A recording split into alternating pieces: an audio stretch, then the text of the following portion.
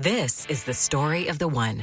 As a maintenance engineer at a beverage manufacturing plant, he starts his day knowing every line is ready to run because Grainger delivers the industrial-grade products he needs to keep mixers, conveyors, and packaging equipment moving. With Grainger's vast selection of bearings, belts, and motors, he keeps operations running smoothly, so nothing grinds to a halt. Call 1-800-GRAINGER, click Grainger.com, or just stop by. Grainger, for the ones who get it done.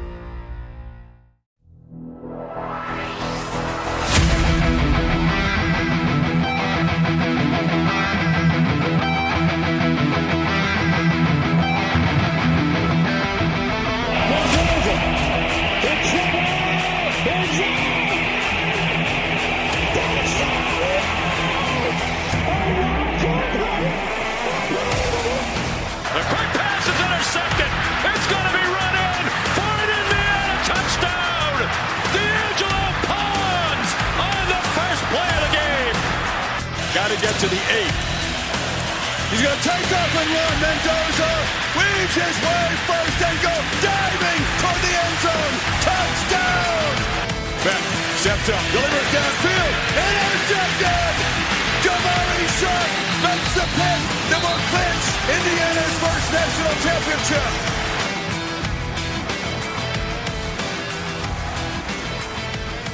Hey, what's up? Episode 300, the big 300, and that's another full house. We got another Brando episode, another Seth episode, and I'm here, unfortunately. What's up, guys? Brando, Seth, what are you doing? 300. You guys know I'm a milestone guy. You guys know that I will celebrate anything if there's a reason to celebrate. Bragg, I can't even think that you would have imagined this would have gotten to 300 episodes when you kicked off this idea years ago. Just props to both of you who carry 80% of this pod. You both do so much. And I've just had a blast. All 300 episodes. It's been amazing, and I couldn't be more confident we'll do 300 more. Seth. This is the weirdest timeline to ever be in, to start an IU football podcast and then eventually become a national champion in less than 5 years of an arc. Like, that's unbelievably. But for 300 episodes and now all of a sudden you decide to censor me. I'm taking umbrage to this. I am full of hot takes, piss and vinegar from last night's draft, and you're like, no, we're not going to talk about it. We're not going to talk about it. Hold on. No, just censor me. I'm not censor me. you. You're the censorship. That's you now. Is the producer supposed to have opinions? I thought he was supposed to be here to fact check. That's the only reason he's here, actually. I'm just trying to get you guys riled up. Let's go podcasting. Come on, boys. Do any actual producing? All right. So hey, I tell you when to take a commercial break, like the best of them. Right. Well, you say I censor you, and I stand for no such thing, because the talent, aka Brandon, is trying to censor people. So here's what we're gonna do real quick. Just me, nobody else has to say anything unless Seth wants to say anything. I'm gonna give just quick thoughts on the spring game. Super quick. 2-3 minutes max. If you want, we can run through super fast draft stuff, talk about where they're going, who went where, maybe what's going to happen today. And then we're going to get right into the actual big time part of what everybody's here to listen to, maybe, where we're going to draft players from the Cignetti era, right? 2024 team, 2025 team, and then this season's team, 2026. Now, some of that's based on potential. So that'll be interesting to see how everybody goes. We'll do draft order here in just a minute, let everybody know what's going on, and get to it real quick. Just first half thoughts. I've only watched the first half of the spring game. I'm just going to run through them. If anybody wants to add a comment, you can after I'm done. It'll be super quick. All right, here we go. Point number 1, not thrilled with what I saw from Josh Hoover. I understand there's offensive line injuries. That could be a problem. Really impressed with the wide receivers, specifically Nick Marsh and Tyler Morris. Davion Chandler, everybody looked great. Running backs are ready to go. They look phenomenal. They look mid-season shape. They looked incredible. Kobe Martin, Turbo Richard, and Lee Beebe. Lee Beebe looks very explosive, by the way, from what I saw. Defense looks great. It looks great again. Nobody's missing a beat with the new additions and some people moving around. And then Byron Baldwin is maybe the greatest player ever. That's it. That's all I got from the first half. So my thoughts are, I have no thoughts. I haven't watched a single second. I haven't watched a single clip. I love the NFL draft. I read, I don't know, probably 100 mock drafts. I do mock simulators myself. I read dozens on dozens of articles. So I was locked into the NFL draft. I traveled all week for work. I was gone for 4 days, got home a little after 5 p.m. on a Thursday, did family and kid stuff, and then got locked in. So listeners, if you want to know why isn't the pod that's been around for 5 years and done 299 episodes covering the spring game, it's because I don't know. I don't know anything. I don't know how Josh Hoover looked. I don't know how the defense looked. I don't know anything. And we had to get a pod out because that's what we do, and I can't contribute. So blame me, fingers me. Why not covering this game is because I know a dang thing about it. Okay, here's the best thing, and then I'll let Seth give a quick 2 cents. Brandon, I didn't watch a second of the spring game last night. Not 1 second. All I watched was draft stuff from start to finish. For whole first round. I watched spring game this morning and then finished it up at work. But Seth, of the three of us, Seth had both TVs going. Did watch it. Yes. So Seth, how were my first half points? Were they accurate? Yeah, you're absolutely right. There's missing players because of injury holdout. Well, not holdout, but you know what I mean. Injury holdout. Injury holdout. No, yeah, there you go. Injuries. Yes. But yeah, there was some offensive line stuff that needed some work, but the depth on the offensive line was really impressive. It's like, 4 through 13 have quite a bit faster. Go faster. Yeah, have quite a bit of talent. And I really liked what Bell and Theory did at the end. Some of the tight end movement and their blocking scheme look a little bit more interesting. I doubt it's going to be full time, but just showing some of those teases, wrinkles were very interesting to see. Yeah, seeing Andrew Barker split out was interesting. The only thing I saw on Twitter, because I even stayed off social media last night because social media was spoiling every single pick. Every single pick of the NFL draft got spoiled. So I was barely online. The only time I was online was after the draft, and the stadium looked full. I thought the stadium looked I thought the attendance looked strong. They said 21 plus. Like 20,000 at a spring game. Yep. We weren't getting 20,000 at regular games. So, that was just on the east side, man, and that's why it looks so good. Yeah, but so that's all I saw was a picture of the stadium, and I was like, that needs to be used for recruiting, which is a big weekend also. So here's I'm excited to talk about next week when we talk about all the recruits that visited. I'm not going to cover that on this pod, but monster weekend on in-state recruits too. Big in-state recruits. Yep. We're going to go to something else and then transition into what the main event is. So we're going to talk a little bit about IU players that were drafted yesterday. Obviously, a historic draft for IU football with Fernando Mendoza going number 1 overall. I thought Cooper slipped quite a bit down to 30 and ended up in what I guess you can consider a bad situation, but I'm trying to stay positive with the Jets. Now, did some research today. Brandon, you love mock drafts. I looked at least 5 to figure out who's going from IU on day 2, rounds 2 and 3. D'Angelo Pons is going to range anywhere from 39 to 64. And of those teams, there's one really, really bad fit, and 39 is Cleveland, and that's from PFF. And if that happens, I don't know what I'm going to do with myself. And then Elijah Surratt, kind of that back end or middle part of round 3, ranging anywhere from 71 to 92. I like all those predicted spots, Dallas, Chargers, and Washington for him. Any of those stand out to you, like good spots for any of those spots for Pons other than Cleveland are phenomenal, even though I'm sure he'll excel in Cleveland too. Yeah, I mean, you want to look at defensive coaches, right? I mean, Seattle had by far the best defensive team in the league last year, so I think they would utilize him very well. Vrabel, obviously, he knows a lot of things. But one thing also is defense.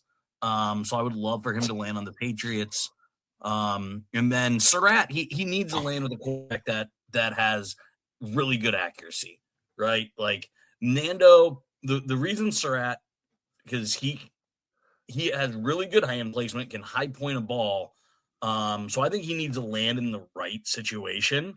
If he would go to the Chargers, I think that's great. I think Keenan Allen is probably his ceiling comp, right? I think like the best version of Elijah Surratt could be Keenan Allen. So I think the Chargers make a ton of sense. I mean, say what you want about Dak. The guy does produce, and I think Surratt being that number 2 or number 3 takes a lot of pressure off him. So I like him there. So as long as he lands into a good quarterback situation, I think Surratt will be fine. Yeah. I would like to do a live reaction real quick. I actually just sent in the group the details for the national championship ring just dropped. Some of them are pretty sick. I love the way that the ring looks at the front. Both the sides look great. Wait till you see the inside, like the actual, like, you know, they do the things now where it opens over the top, just so everybody knows that's listening. There's a football on the 15-yard line where Jamari Sharp made his interception and inscribed like in there. And there's also a national championship logo with sand from Miami. There's also a ball, the 12-yard line where Mendoza started and the his 12-yard line for for the 5 touchdown run. Correct. This might be the best ring I've ever seen. The sand is pretty weird. Like I love the sand. In a good way. It's a good weird. Yes. And then the quote on the inside, it's pretty simple. We got it. All we got to do is win them all. Coach Cignetti. So I can't tell the difference. I don't know. Maybe you guys can see. Maybe I didn't read it. Of the front, the one with the red background versus the one with the all diamond background. I don't see where it spells that out. But either way, check it out. I'm sure it's on social media somewhere. But it's a beautiful ring. Whenever you guys do see it, if you haven't seen it before this drops, that's incredible. Pretty cool. Yeah. All right. So back to the draft. Here we go. So what we're going to do from teams 2024, 2025, which is last season, and then 2026, this upcoming season, we are going to select players to fill out our teams, right? Seth has a team. I have a team. Brandon has a team. The positions are going to be quarterback, 2 wide receivers, 2 running backs, tight end, tackle, guard, center, defensive lineman from any spot there, linebacker, and a secondary player. We randomly selected the draft order, and we're going to do a snake order. And unfortunately, for you guys and for really everybody, Seth goes 1, I go 2, Brandon gets 3, and then we'll go obviously in reverse order from there, and then back in reverse order again, just in case those are not familiar with the snake draft. So Seth is on the clock with his first pick. Now, here's the other thing. Brandon brought up something. We're not drafting, even though it may sound like a fantasy draft almost, we're not drafting as if we're building a fantasy team. You're drafting as if you're building an actual team with just like not a full team, if that makes sense. So hit us up, Seth. Where are you going? Let's go with the same team, same guy who got picked first last night. So Fernando's off the board with the first overall pick. I've got to find my SIG board wherever I put that, but yeah, Fernando's gone. I think everybody saw that one coming off. I get to go next. Now, this is the interesting spot, I guess, because there's really only one other proven quarterback at IU. You've got the potential from another one that's here now. You've got potential for younger kids too. I'm going to go with Curtis Rourke as my quarterback. Hold your applause. Yeah, and that's where I think this gets super interesting. That's not where I would have went at 2. But I think it opens up very nice for me. my picks go in immediately at 3 or 4. And how is that? How do you build teams? You want to stack talent at premium positions. So I'm going to take the best left tackle in college football, probably the best left tackle ever at Indiana University. I'm going to take Carter Smith at number 3, anchors the offensive line, and again is a leader. So Carter Smith is a no doubt pick for me. I thought that, Bragg, that's where you would have went. I do think he's probably the second best player. Nah. If you're building, and then again, this is 2026. You need these positions to win games. And while there is a lot of them, I don't love the depth. I'm going to take, again, possibly the best wide receiver to ever lace them up at Indiana. I'm taking Nick Marsh. So I'm taking the clear-cut best lineman and the clear-cut best wide receiver. So I'm taking Carter Smith and Nick Marsh, 3 and 4. Wow. So that is a shocker to say the least, at least with Nick Marsh coming off the board before some others. I guess if we're going to swing it around to me, that way I don't get shamed as hard, but I'm, you know what? I might make another shocking pick here as well. I'm going to go with a player another position that you really want to build your team around, this time on the other side of the football. I'm going to go with Stephen Daly as my defensive lineman. Healthy Stephen Daly is incredible. It's a good pick. Yeah, I don't get current Stephen Daly if you guys don't mind. I'll take healthy Stephen Daly. Yep. Seth? Wow. The Carter Smith pick threw me Is that for a going to be loop. you? I mean, there's a pretty premium here on tackle. I mean, there is. I think it's pretty stacked. All right. I'm going to go with Aiden Fisher at linebacker. Okay. He's a Sonny Styles type pick. Sonny Styles type pick. And then I also want to, you want to stack players. I like to go inside out or up the middle, kind of. So I'm going to go with the safety. So going no line. Oh, no, safety. I'm going safety. Oh, and I'm going to go with a ball hawk. Give me Amari Farrell. Oh, okay. Oh, do I follow the trend? See, this is where we get sucked in, kind of like the Steelers did yesterday with all the offensive tackles going on. And grasping at whatever they could grasp. Still there and still Nacho man. So current team for me, I've got Curtis Rourke and Stephen Daly. So do I go skill position or do I continue to build it up on the defensive end? I guess it depends on which way I want to go here. I can tell where Brandon's probably going to go, so I'm going to go ahead and snag him before Brandon takes him. And I'm going to go just because he's got 2 straight picks and I think there's some depth other places. I'm going to go D'Angelo Pons in my secondary player. That's exactly where I was going. Mm-hmm. Yep. All right. So now where are you going to go? Rush on secondary? I flew in. Yeah, I flew in like the Eagles and took your player. So where do you go? I don't want to say there's a drop off on corner because I do think there are other solid corners, but I agree. Again, there's solid corners. There is a second round pick sitting there in Pons, and then the drop. Again, hard to say drop off because there are solid players, but yes, Pons was far and away the number 1 in his position there. Mm-hmm. So there's another safety that I thought Seth was going to take.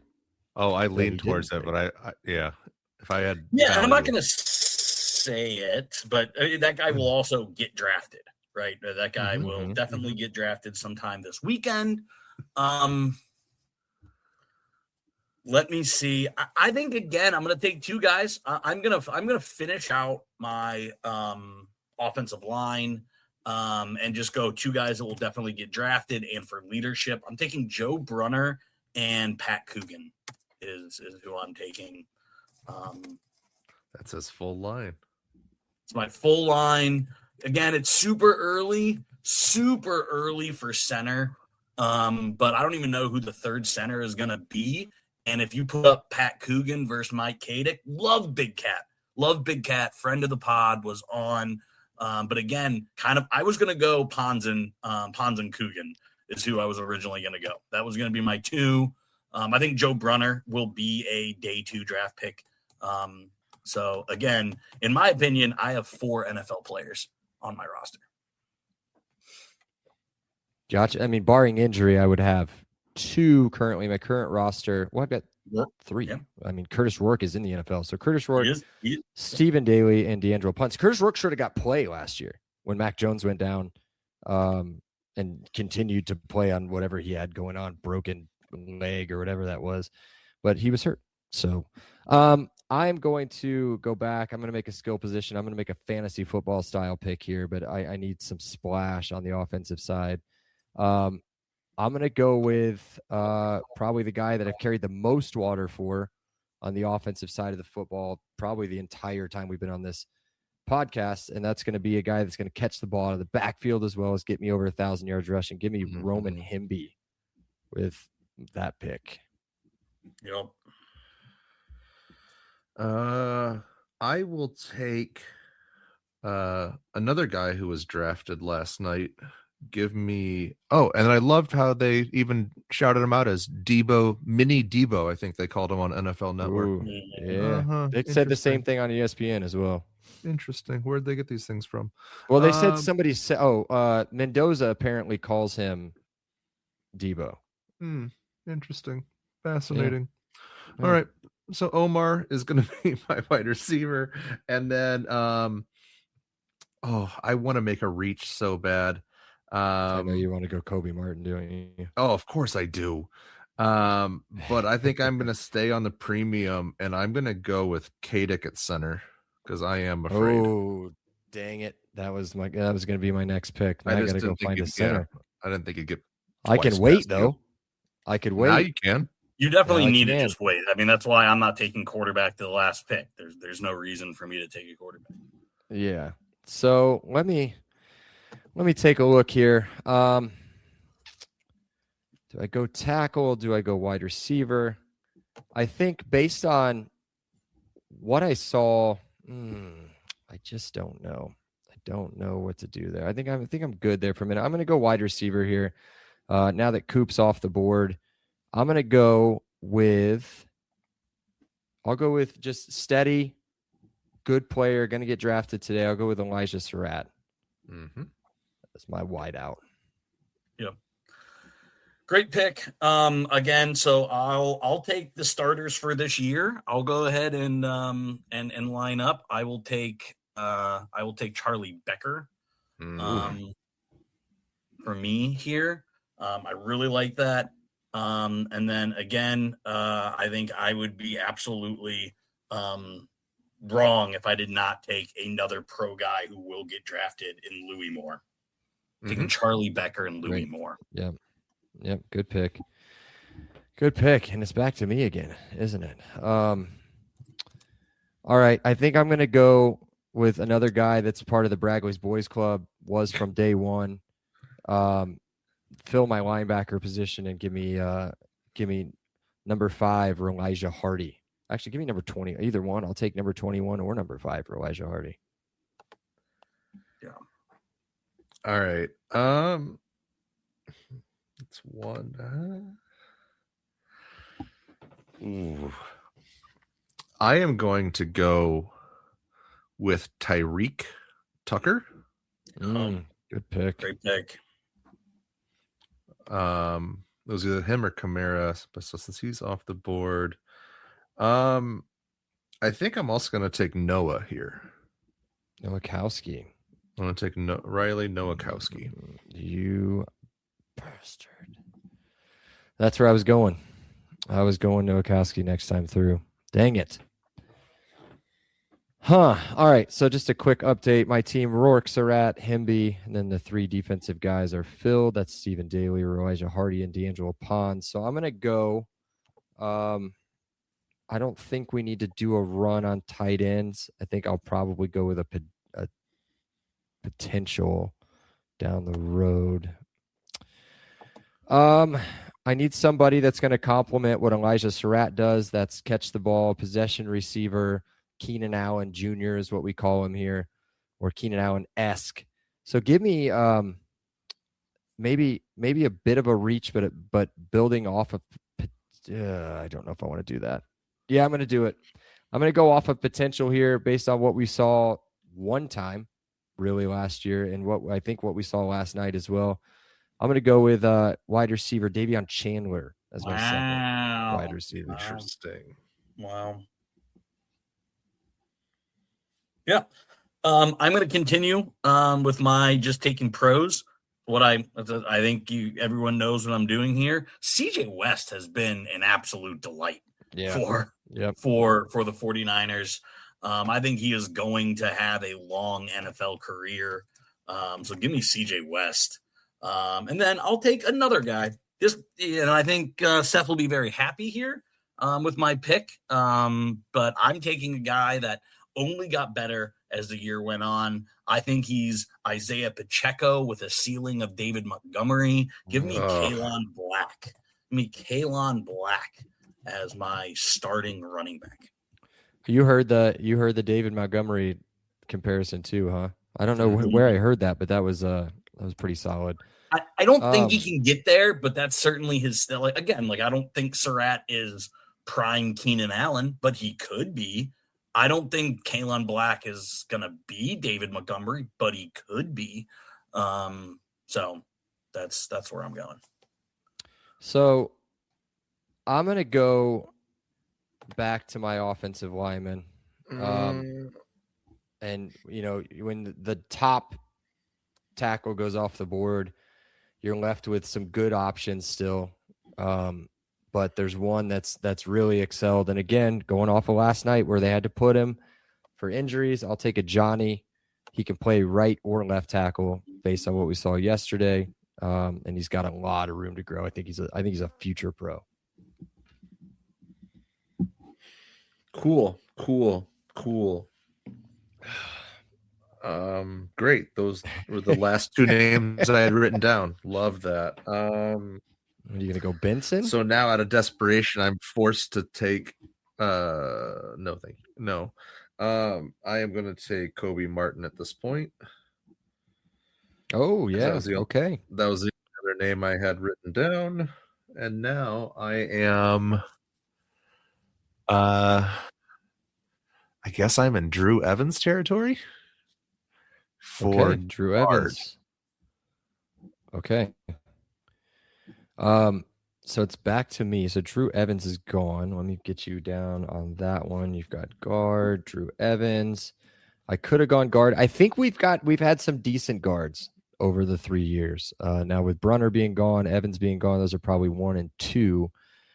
I'm going to take a guy that I believe is listed as at guard, but can also play a position that we have no longer really any starters available at. Correct.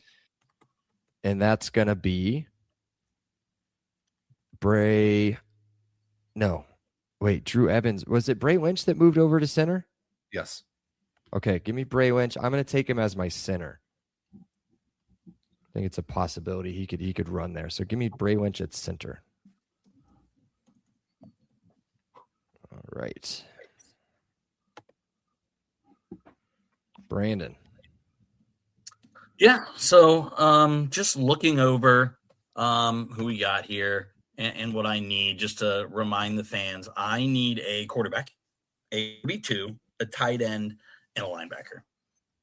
But we know in the Cignetti era, you always need 2 running backs, right? Mm-hmm. And my options are, I still think, again, very deep position group in Justice Ellison, Tyson Lawton, and Turbo Richard.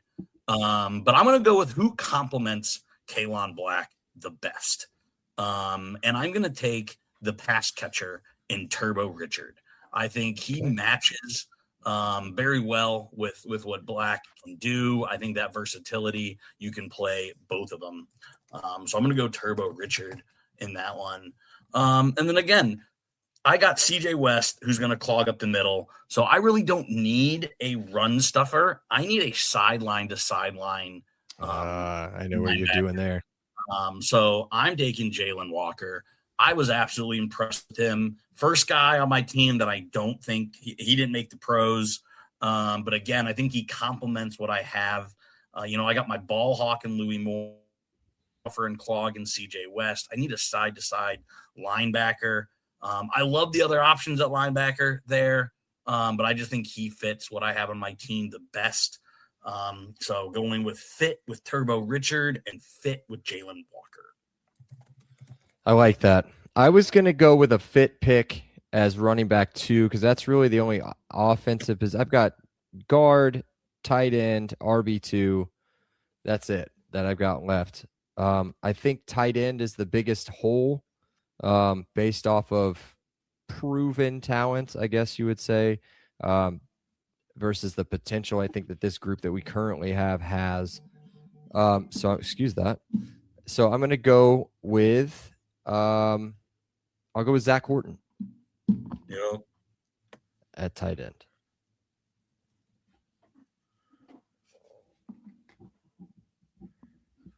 All right, tight end.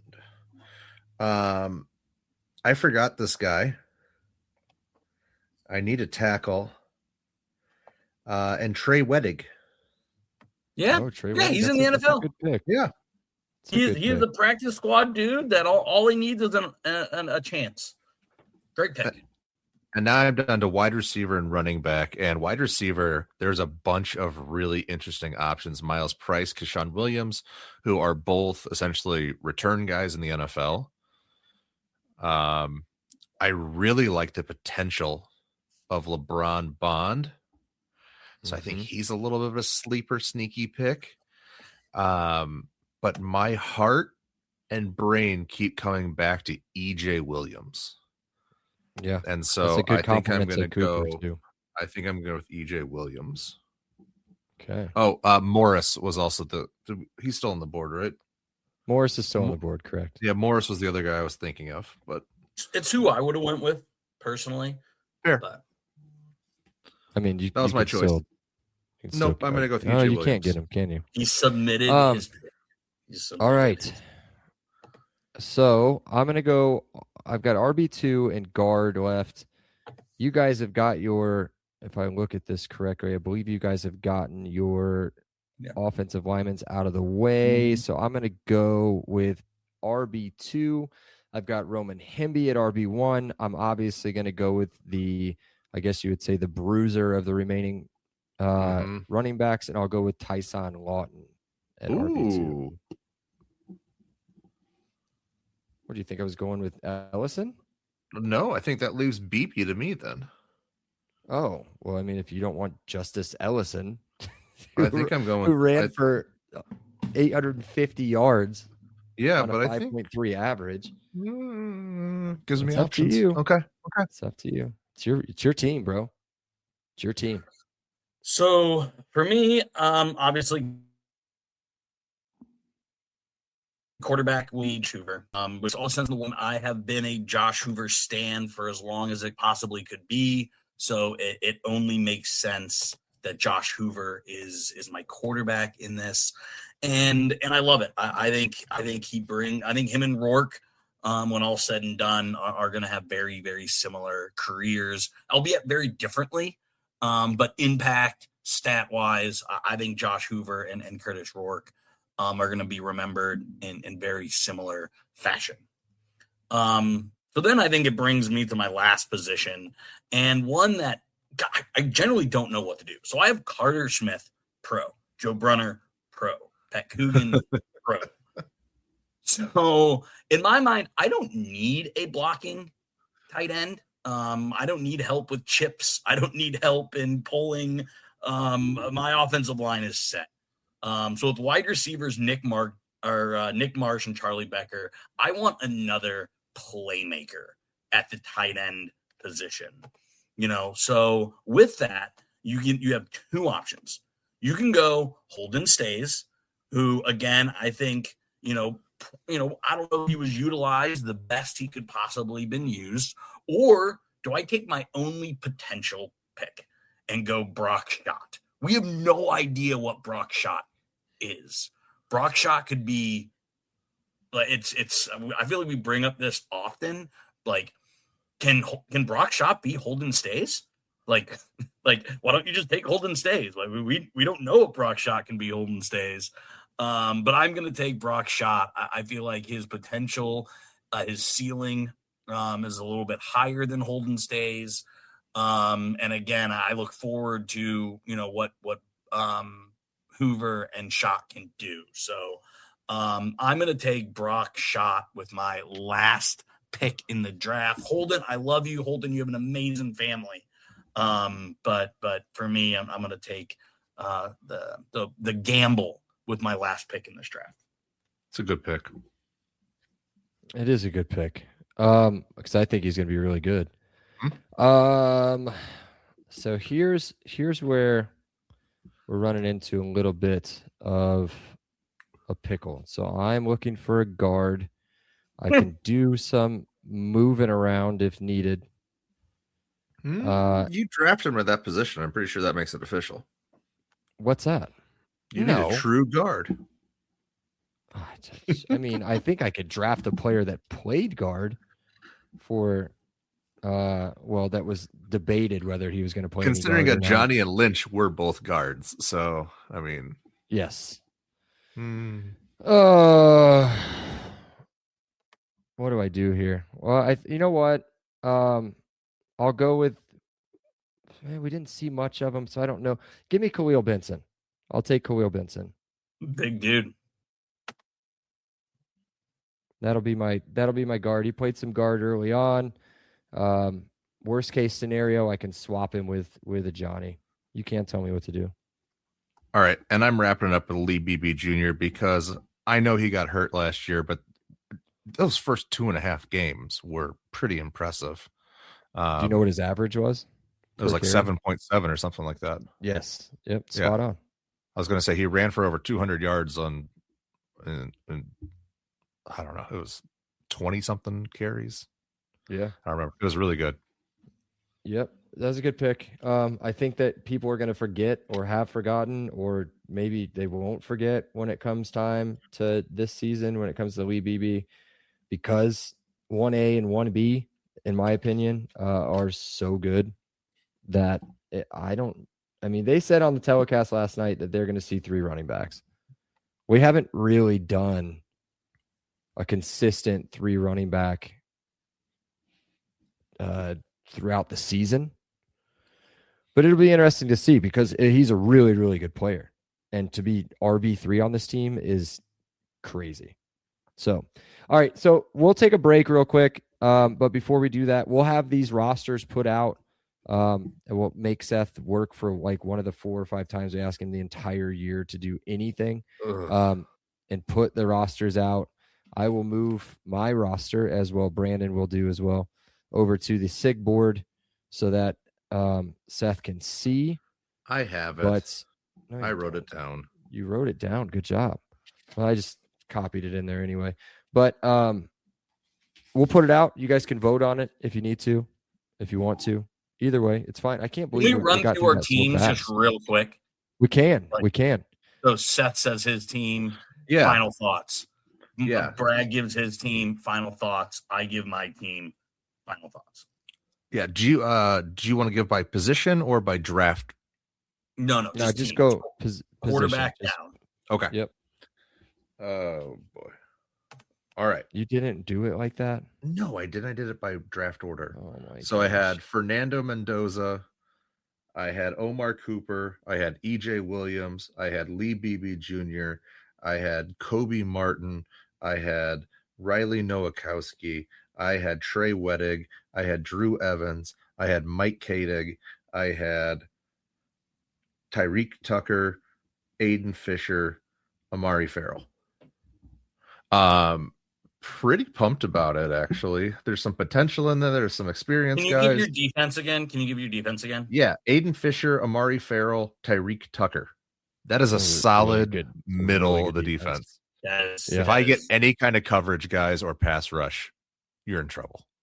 And then All right. Fernando's the steady rock to Amari. Yeah.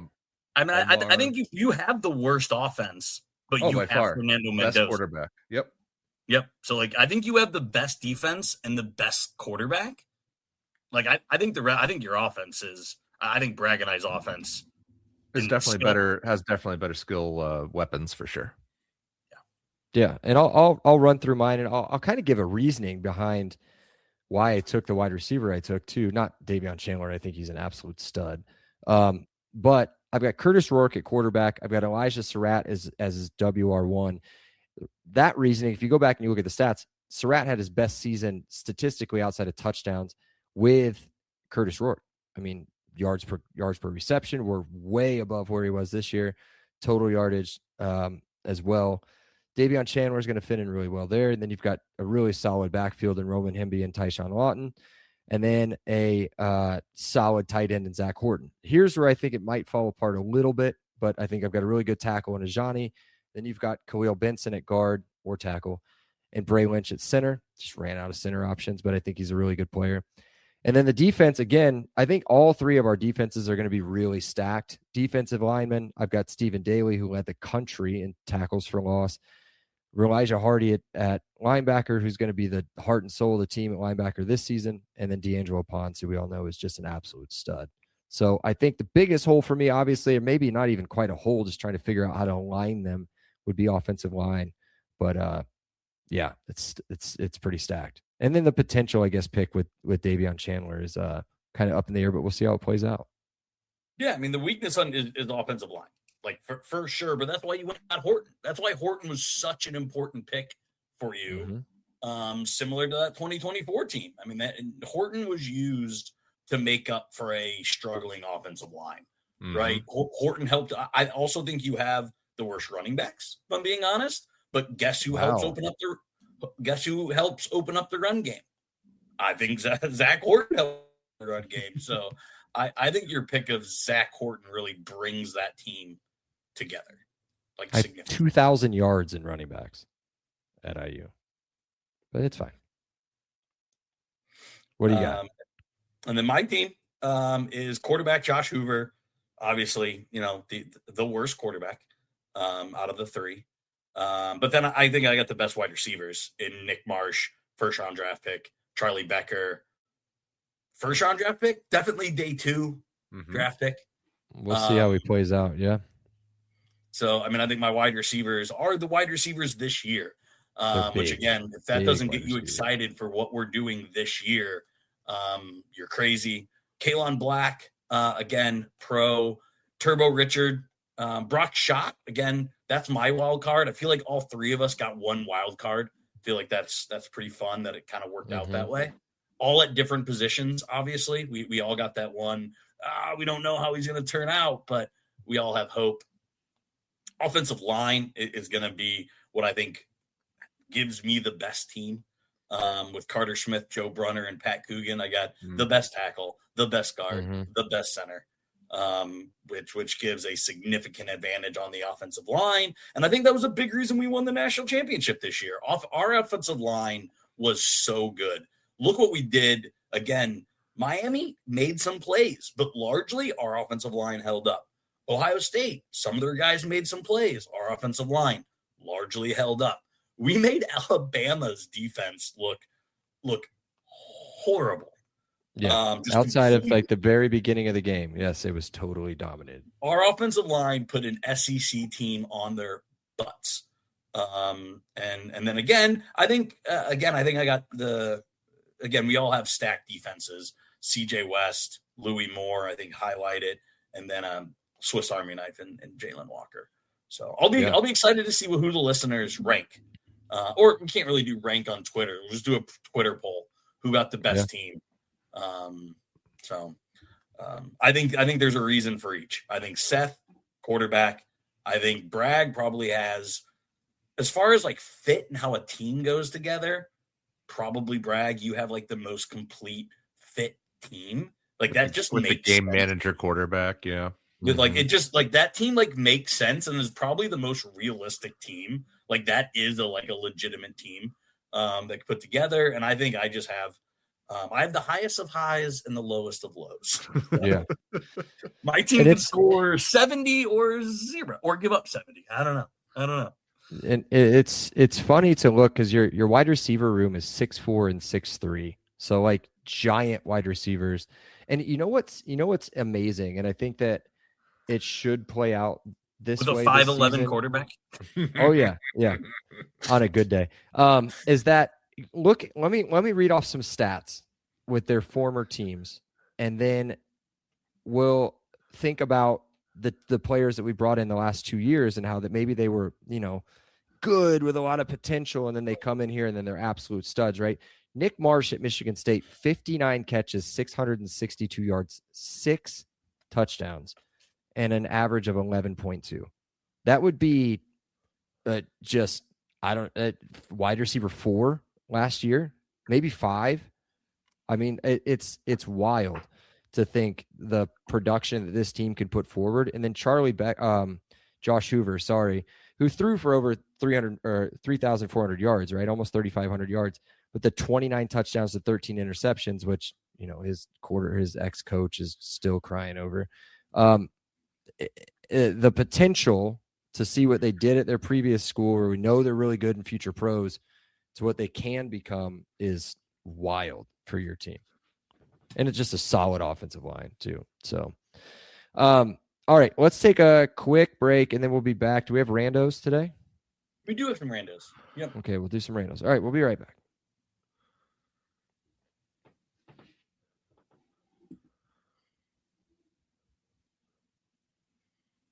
And we're back. Brando, drop your randos on us. And then Seth's going to steal some of his since back, it's become a little Mm-hmm. bit of a running gag with how much I've been traveling, I think maybe we should talk about the places I travel. We'll see if this bit sticks just as an off-season bit where there's our limited things to talk about. But what are your guys' thoughts on Rhode Island? It's where I was all week, Providence, Rhode Island. Is that a place you would ever visit? Do you have any good or bad things to say about Rhode Island? So I don't, well, I guess I will admit this. So my wife was saying, oh, hey, there's a new Housewives out. Well, the new Housewives that's on now is Rhode Island, or whatever, however they talk out there. And we lasted about 10 minutes and just couldn't do it anymore. I don't can't say that I don't want to go out there and check it out, because from what I understand, it's a pretty cool place to go, but man, it'd be unbearable people wise, I feel like.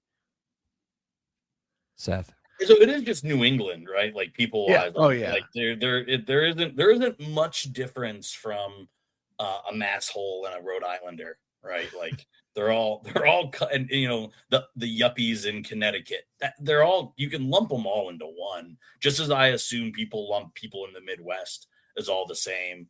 It's kind of just New England as a whole. Yeah, it's so small. Like the only things that are like really famous from Rhode Island are like Family Guy, because it's Quahog, Rhode Island. Me, myself, and Irene. I was going to say, in the Farrelly brothers. Yeah, so me, it's myself, like, and Irene. Yeah. So they've got some positive stuff, but it's I did business in Warwick, Rhode Island. It's spelled like Warwick, but it's pronounced Warwick. Like they never say the things that are supposed to be like the way they're spelled, and so it always just makes you feel like it's like obviously not from here. Okay, thanks. Yeah. They put an S. They somehow put a G in island, like around the S. It's like a Rhode Island, or I don't know. I can't even do it, dude. It just seems like any other. It's so small. It has no specific personality to it. It just gets kind of swallowed up by the rest of New England, like Brandon said. When I think Rhode Island, this might shock you guys. Whenever I think Rhode Island, I think Lamar Odom. Yeah, I'm dead serious. And like Patino I think it's because of the back in the day when they used to actually make college basketball games. NCAA 99, I remember for a fact, like that game, I would play with Rhode Island. It was awesome. The team that beat Valpo University in the Sweet 16. Wow. Yeah, they had knocked off Kansas as the 1 seed at the time. Yeah, dude, that was a stacked team. You don't think of Archie Miller, head coach Archie Miller? No, Nah. I try never to think of Archie Miller ever again. All right. Back to football. Obviously, Thursday night is a huge night. I feel like everyone I know tunes in to night 1 of the NFL draft. Will night 2, Colt fans, you actually have picks. Will you guys be tuning in here in a few hours to watch day 2 of the draft? Yes, for 2 reasons. One, we're going to have some Hoosiers come off the board, which I love. Now, it used to be when we first started this podcast that would be maybe a late day 1 thing for me and then be done for the rest of the time. But usually it's me watching it and checking the tracker on Saturdays and Sunday, right?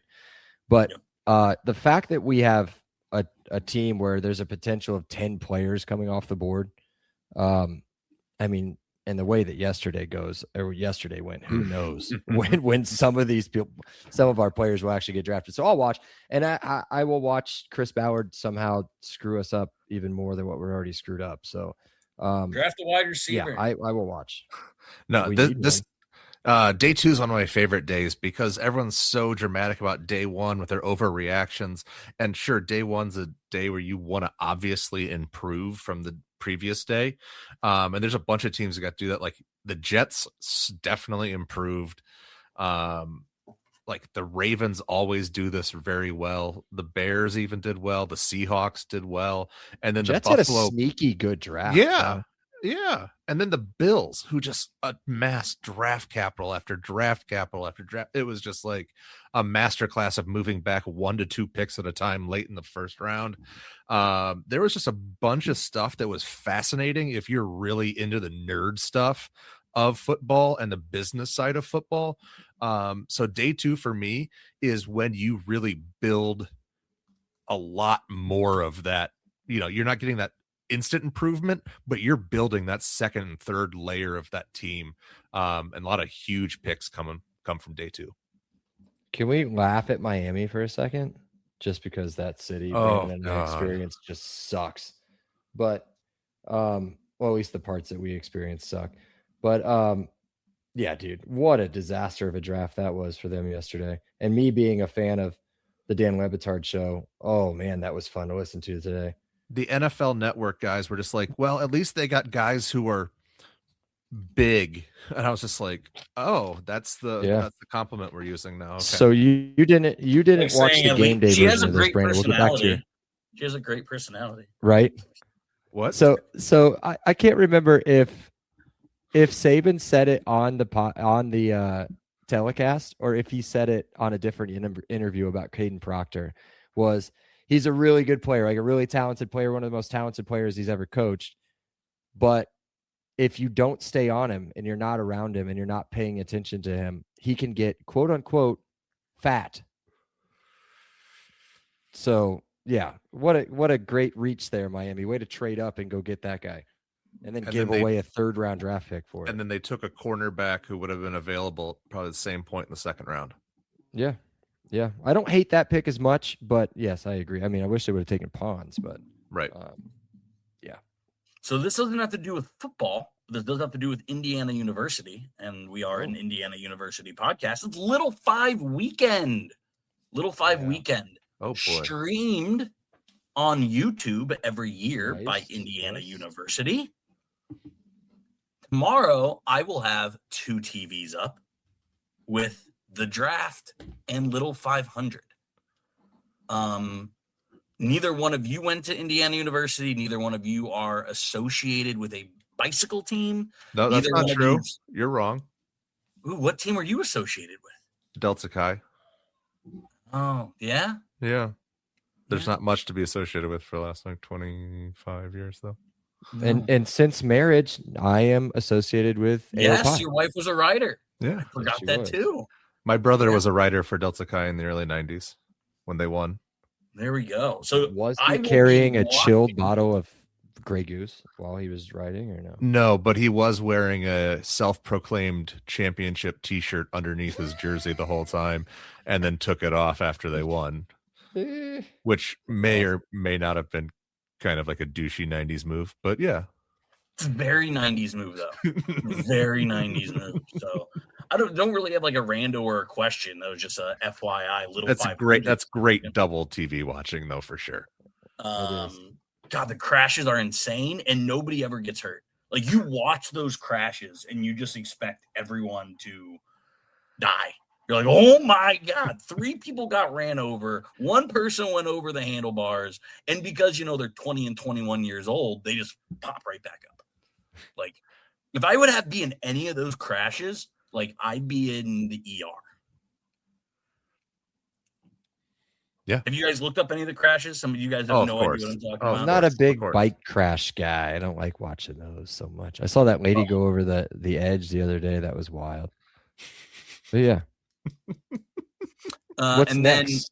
Then last rando is my daughter is turning 1 next week, and we are having a big party, right? And this is the first time hearing of this. I wasn't invited either. Yes, if you have not gotten an invite, you have not been invited.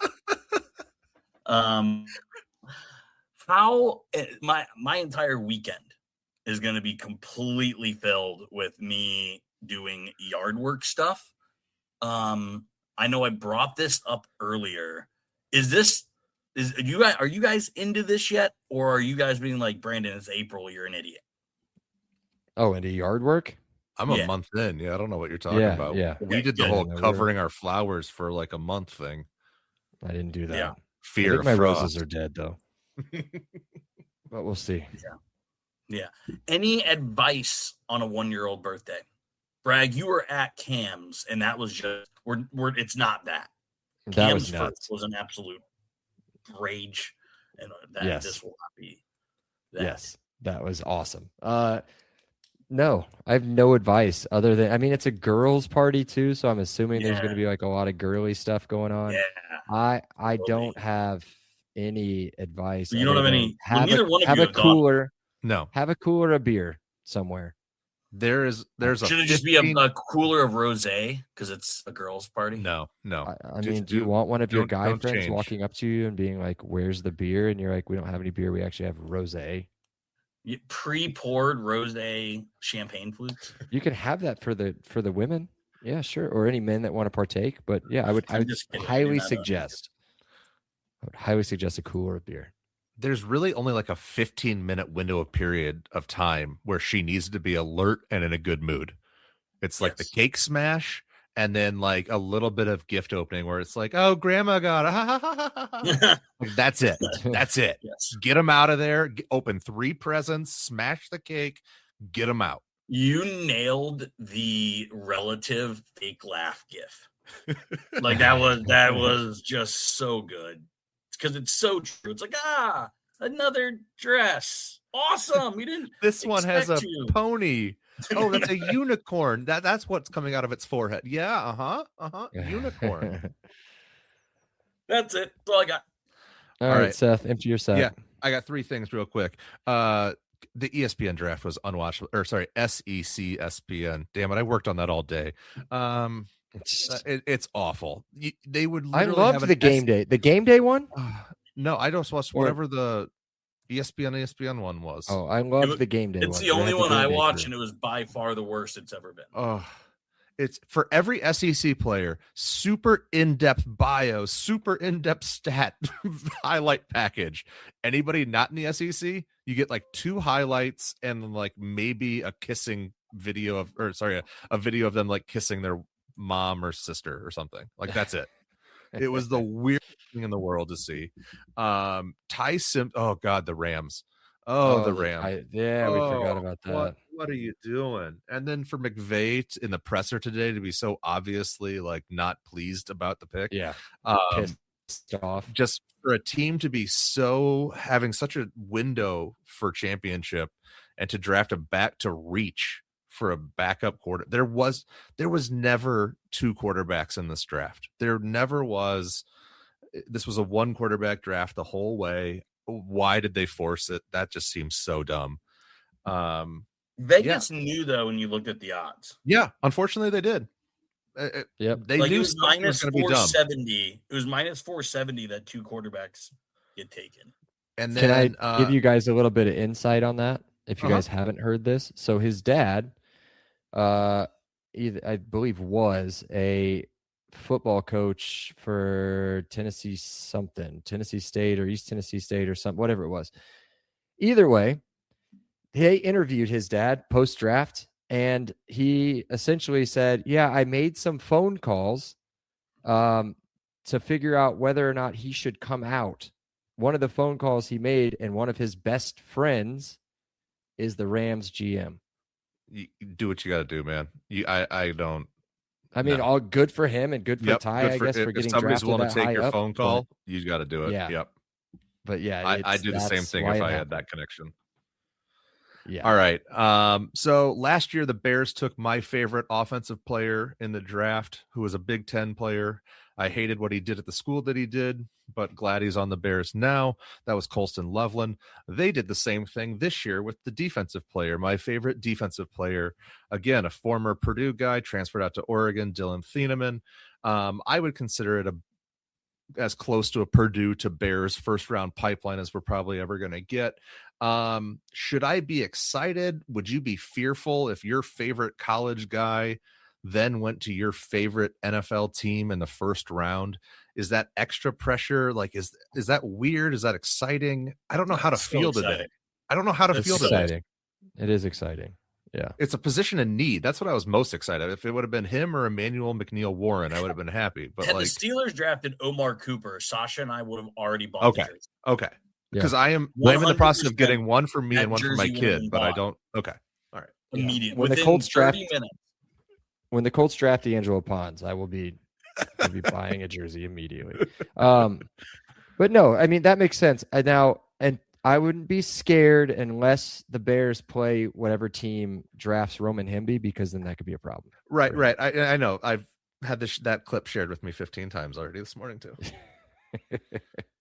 Because even Bears fans want to smack you back down to reality, because it's like, I don't know. He's a really good player. He just got run over twice. He did. He sure did. All right. Is that all you got? That's all I got. I was all piss and vinegar about the draft last night, though. Yeah, we know. I know. We know. Thanks for reading it. No problem. You don't. You shouldn't. You mute me. I mean, no, dude. Our group chat is always on mute.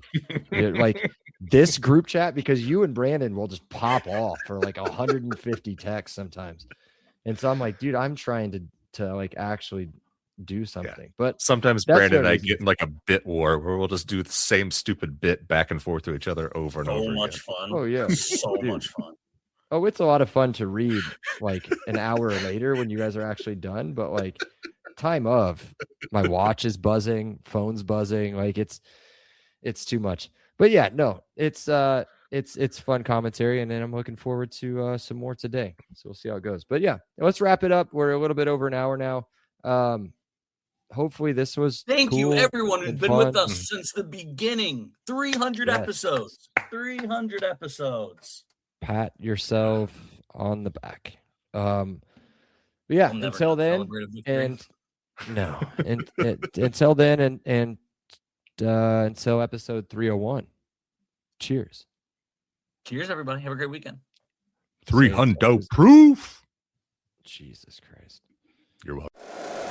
If you like the show, please take a moment to rate, review, and subscribe. It really does help the show to grow. Thank you for listening.